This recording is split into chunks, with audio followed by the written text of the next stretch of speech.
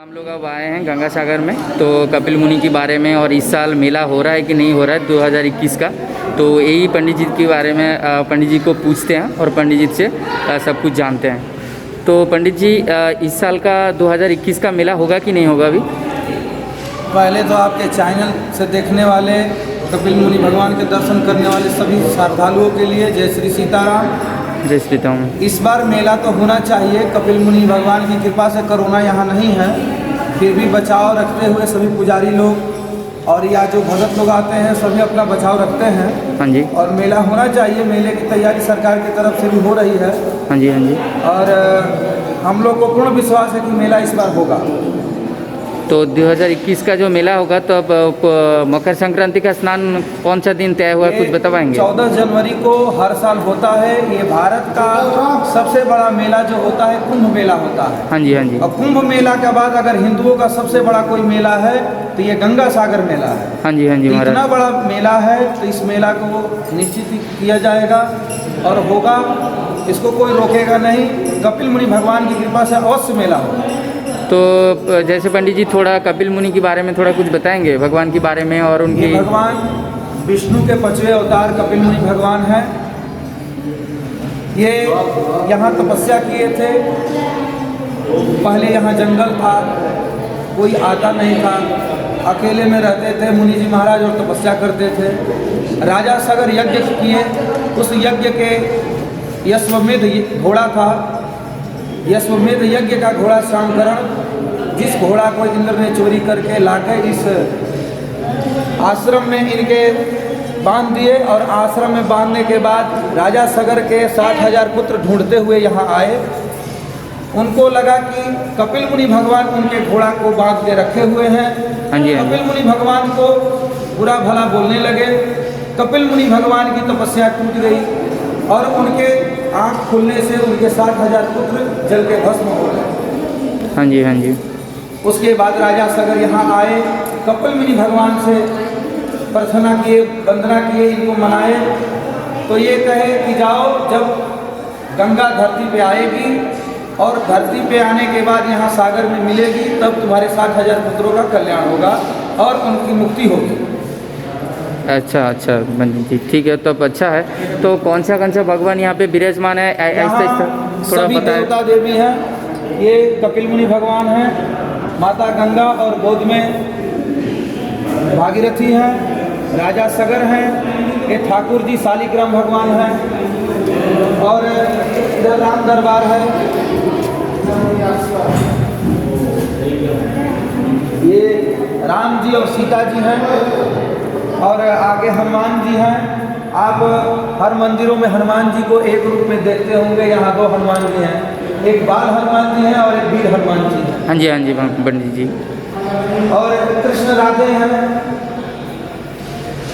और दुष्टों के संहार करने वाले भगवान नरसिंह, माता लक्ष्मी, भक्तपाला, स्वामी जगतगुरु रामानंदाचार्य जी महाराज हैं। तो दोस्तों, जैसा आप देख पा रहे हैं, भूत भावन भगवान भोलेनाथ, माता गौरी गणेश हैं।